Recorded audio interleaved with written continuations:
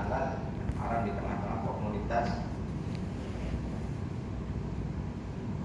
yang minoritas ini. Ketika saya lihat judulnya, berarti orientasinya ada berbeda. Tahunya kalau yang halal dan yang haram itu makanan saja gitu kan. Ya kan?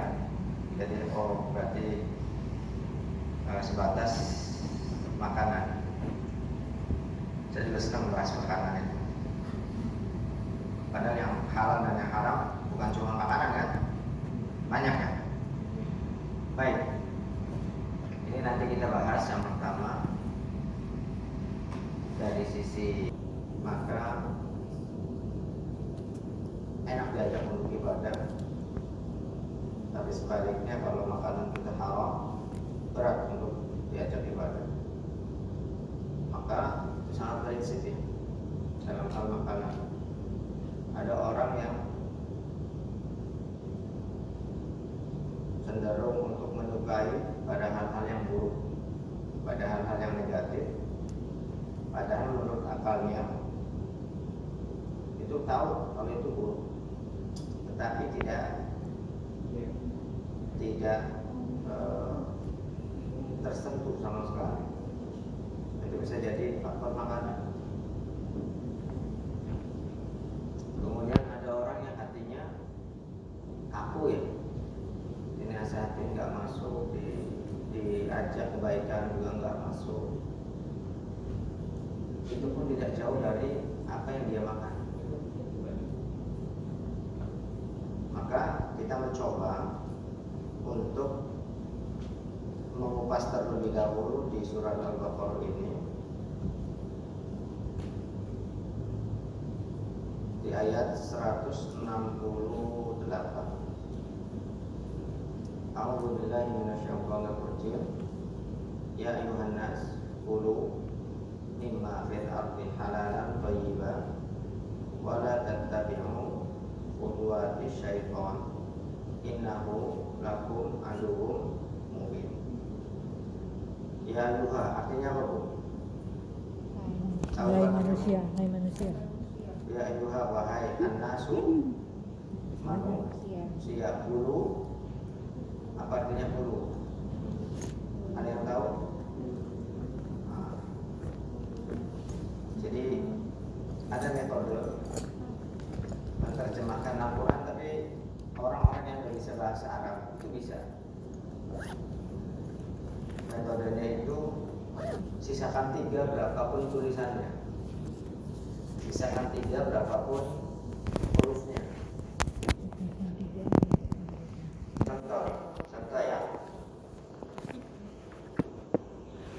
Contoh saya ambil yang panjang.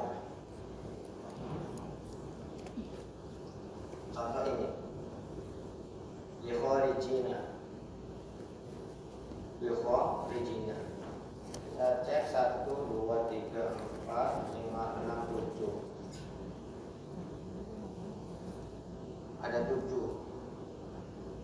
Sisakan 3 berarti yang dibuang berapa? Yang dibuang 4 ya. 4. Maka kita buang, nanti ada tabelnya. Kita buang. Kemudian a di kho yang berdiri ini alif ya, alif di kho 4 ya dan nun, maka sisa dengan kho ro ja artinya keluar, berarti bi dengan khorijin orang-orang yang keluar. Nanti begitu modelnya. Seperti yastaghfirun, wa billahi hum yastaghfirun. Yastaghfirun ada lafaz, ada huruf ya, sin, ta, yin, fa, ro, wawu dan nun. Sisakan 3, maka buang yang lainnya. Nanti ada huruf yang posisinya di awalan, di sisipan dan di akhiran. Contoh ini di sini nih, ta'lamun. Ta'lamun ini kalau kita hitung 1 ta, 2 ain, 3 lam, 4 mim,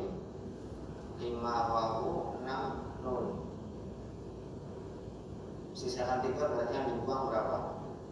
3. Jadi kita lihat tabelnya. Awalan ada huruf ta, buang. Kemudian sisihkan tidak ada. Akhiran wawu, buang, nun dibuang. Maka jadi alima, ilmu, mengetahui. Maka ta'lamu dilihat depannya. Pelakunya siapa? Tak itu kamu. Berarti kamu mengetahui. Dilihat belakangnya ada wawu dan nun, berarti banyakkan. Kamu banyakkan berarti kalian. Nanti begitu. Ya, bangun ngerti tak? Ya, dikit. Oh, Masya Allah. Sekarang ngerti nanti. Oh, Masya Allah. Jadi modelnya begitu. Walaupun nggak bisa bahasa Arab, karena banyak lafaz yang terulang-ulang. Jadi kalau misalkan ada orang belajar Al-Quran merasa susah dan lain sebagainya, itu keliru. Berarti kesusahan itu ditimbulkan oleh bagaimana metode yang diterapkan. Baik, kembali lagi kepada ayat tentang halal dan haram. Ya Yohanes, wahai manusia, kulu. Nah, ini ada wawu dan alif di belakangnya, berarti untuk banyakkan. Kulu, makanlah. Mimma ini asal kata dari min dan ma. Min itu dari, ma itu apa-apa. Berarti dari apa-apa. Fi di atas atau di dalam. Al-ardi bumi. Halalan thayyiban thayyib.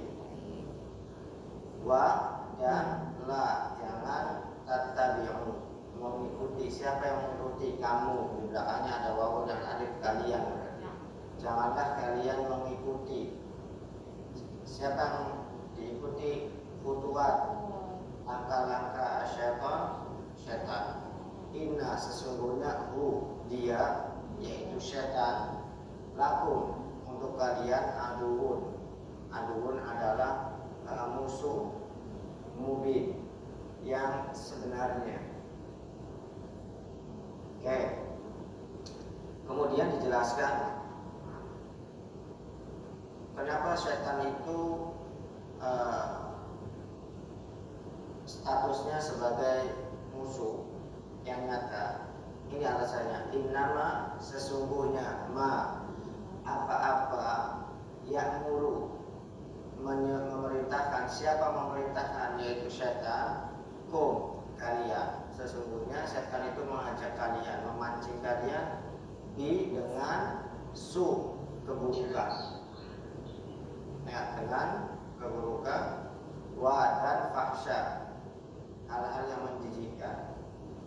Wa dan antaqulu, setan itu senang memancing kamu untuk mengatakan Allah, atas nama Allah, ma, yang la, tidak, ta'lamu, kalian ketahui. Kita buka satu-satu. Ya ayuhan nasu kulu mimma fil ardi halalan thayyiban.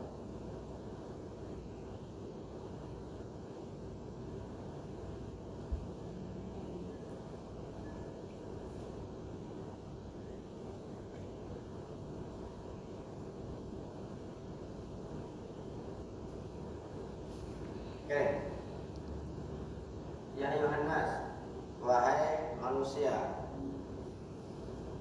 Manusia ini kalau digunakan dalam bahasa Arab ada insan, ada anas, ada bashar, ada bani Adam.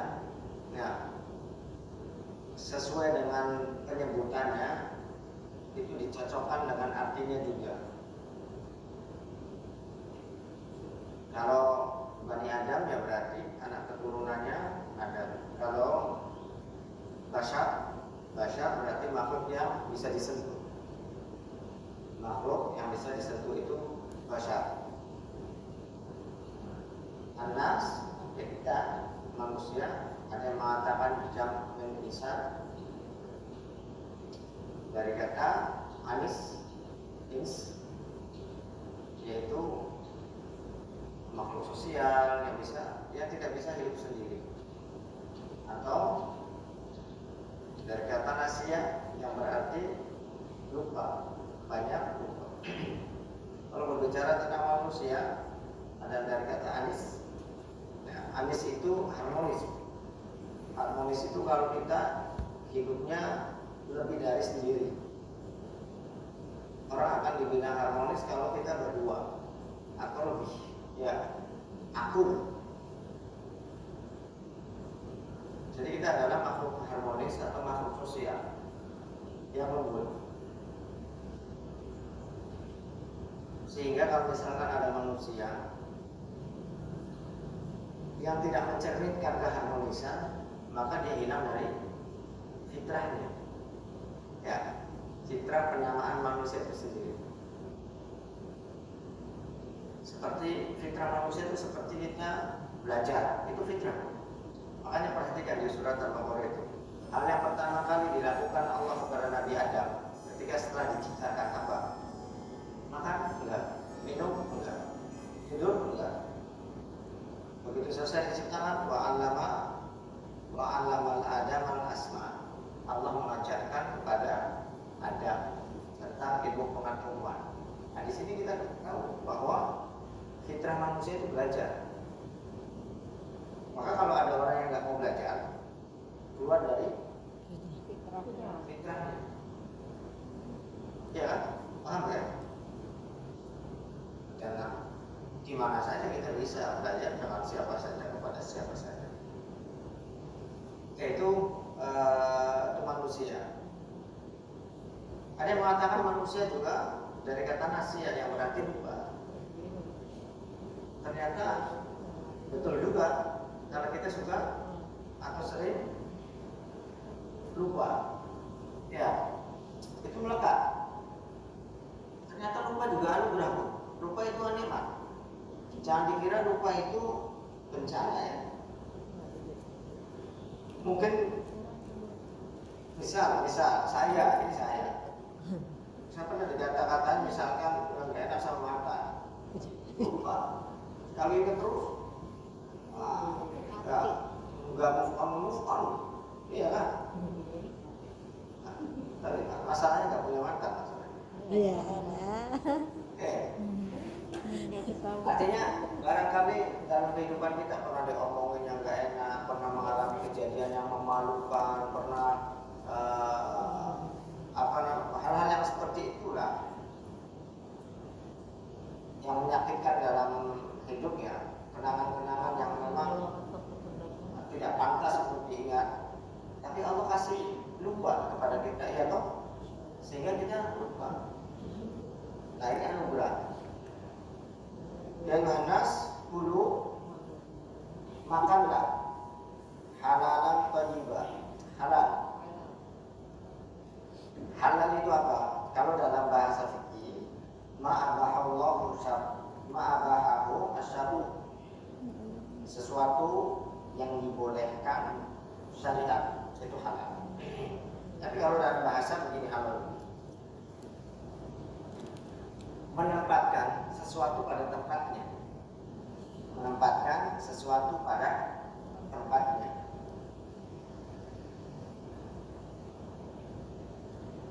Sambil contoh ini ya.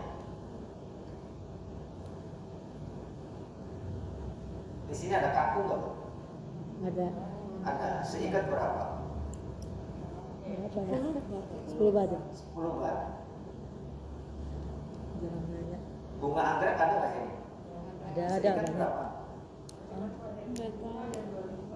75, 25. Ada yang 300. Kangkung tempatnya itu di penggorengan, di dapur, di mangkuk, ya kan? Apalagi kalau udah ada cuminya, udang, macam-macam. Hilang. Nah, atau misal kangkung masaknya pakai terasi, Masya Allah. nah itu lebih ini lagi kan? Jadi lapar. Itu kangkung 10 bat loh. Kangkung 10 bat. Tempatnya di mana? Di dapur kan? Tadi bunga anggrek di Ruang tamu. Di ruang tamu. 75 bat ya. Tempatnya di mana? Ruang Di tamu. pot kan? Di meja. Sekarang kita coba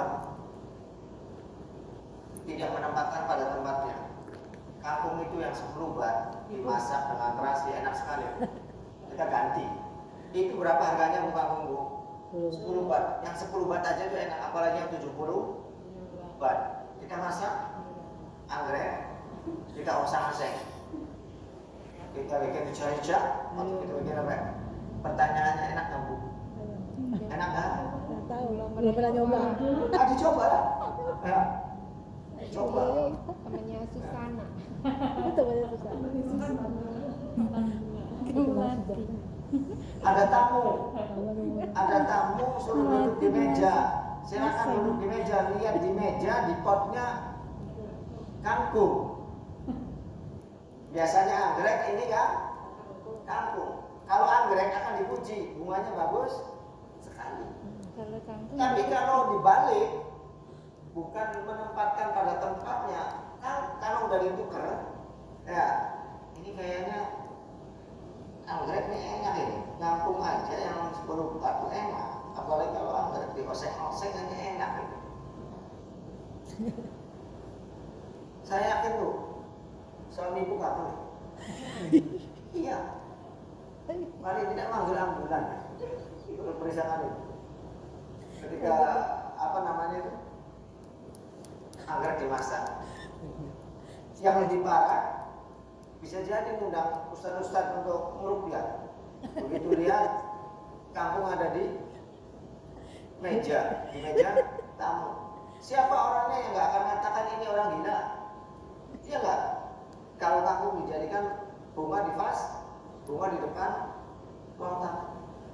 Artinya begitu tuh. Walaupun bagus, sesuatu itu kalau tidak ditempatkan pada tempatnya, maka kita bisa dibilang tidak normal. Itulah halal. Itulah halal. Menempatkan sesuatu pada tempatnya. Berarti kalau ditarik kepada makanan, memakan sesuatu yang memang itu adalah makanan. Thayyibat, kalau dari maknanya sifatun mu'akkadah ay mustaladdah, sesuatu yang memang enak dan dipenuhi dengan gizi. Kita tahunya kalau makanan itu syaratnya harus halal, tapi kita kadang lupa dengan harus thayyib. Ini saya nggak mau kasih contoh yang lain, saya ya, atau ada orang lain. Terus saya tanya ibu suka belanja di pasar? Baik, suka belanja cabai? Misal, ini jawab dengan jujur. Itu sejujur-jujurnya sama saya. Ibu beli cabai, beli tomat, beli sayuran, mau masak ceritanya. Ternyata begitu udah beli, hari itu ibu mau masak sambal. Pas dibuka di kulkas ada cabai, ada tomat. Yang belanjaan kemarin. Pertanyaannya, cabai dan tomat manakah yang akan ibu sambal terlebih dahulu?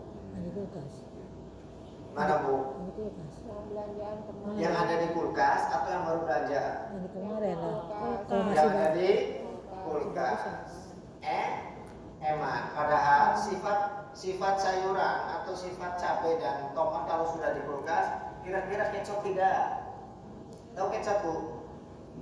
Layu tidak, mengkerut tidak? Dikit. Mengkerut kan? Dikit. Tapi kita milihnya yang mana? Yang di kulkas. Sama yang dari pasar segera mana? Ada rasa. Itulah kebiasaan kita Bu. Allah kasih rezeki yang seger. Mubazir. Lihat yang peot, ibu milih yang peot. Masukkan tomatnya ke kulkas. Buat kapan? Buat besok. Peot lagi enggak? Akhirnya tiap hari ibu kalau masak tomat dan sambalnya dan cabenya selalu pakai yang Ya. P peot, padahal Allah kasih rezeki yang thayyib tidak, Bu. Nah, thayyib ini ya, thayyib itu bukan tukang gorengan yang nggak pulang-pulang 3 kali lebaran, 3 kali puasa, Bu ya. Bukan itu yang saya maksud. Itu mah Bang thayyib. Bang Toib. 2 tahun nggak pulang-pulang. Sudah Bang Toib. Cara mendapatkan makanan tersebut itu dengan cara yang halal. Yang kedua, zatnya. Yang kedua, zatnya. Secara fisik barang itu memang halal. Dari mananya? Dari asalnya, dari produksinya atau dari sumbernya, dari produksinya, dari prosesnya, dari olahannya, packingannya sampai penyajiannya. Itu harus halal itu. Ya. Nah di sini misalkan karena minoritas kita tidak tahu daging ini olahnya bagaimana, ya kan? Kemudian packingannya seperti apa? Kalau dihadapkan seperti ini, nanti bagaimana sikap kita? Karena kalau misalkan kita tidak hati-hati dengan makanan yang tadi yang saya sampaikan bahwa jauh sekali doa kita untuk terkabul. Kulu mimma fil ardi halalan mimma udah jelas ya, halal jelas. Thayyib juga sama. Thayyib juga, thayyib zatnya, thayyib caranya. Bagus di barang tersebut. Itu thayyib. Thayyib itu banyak mengandung gizi dan menyehatkan. Maka di sini gini, thayyib ini tidak menyebabkan atau tidak ditafsirkan ya, tidak merusak fisik. Itu thayyib. Misalkan saya bikin tom yum hari ini, Bu. Bikin tom yum. Bumbunya halal. Kemudian seafoodnya halal. Kemudian bahan-bahannya halal. Cara masaknya juga halal. Enak. Hangat. Kalau dimakan saat itu boleh nggak, Bu? Boleh nggak? Boleh kan? Betul nggak boleh? Ya, kalau lagi puasa jadi jangan. apa sih? Kalau lagi puasa jangan. Enggak, ini judulnya udah buka, Udah buka kayak gitu. Udah buka. Saya masak nih. Maghrib, mas maghrib. Ya, udah buka ini udah. Saya masak. Tom yum yang saya ceritakan tadi. Semuanya bahan-bahannya halal, saya mendapatkan halal. Boleh nggak langsung makan? Boleh ya, karena halal. Tapi kalau misalkan nggak saya langsung makan, saya simpan di lemari. Saya makan bulan depan. Boleh nggak, Bu? Enggak. Nah, pertanyaannya halal nggak? Halal. Hah? Halal. Thayyib nggak? Enggak. Jadi boleh dimakan nggak? Sebaiknya jangan. Sebaiknya jangan. Jangan. Oke. Sakit perut. Ini membuat sakit, ini membuat fisik kita rusak, ini membuat kita jadi celaka. Halal atau haram? Jadi haram. Oh, jadi haram. Jadi haram karena tidak ada unsur thayyibnya. Jadi harus bergandengan ya. Iya, Halal sama thayyib. betul. Ya sekarang gini, ibu beli pasir buat bangun rumah. Pasir tahu, Bu? Nah, atau semen, atau apa mesinnya bensin ya? Beli, berarti bensin itu karena dapat dibeli halal nggak? Halal kan? Boleh dimakan? Kenapa? Bukan nggak berani. Enggak bagus. Begitu. Kenapa nggak duit? Ya, apa lagi? Tahu? Bukan makanan. Jadi halal dan thayyib ini harus diperhatikan.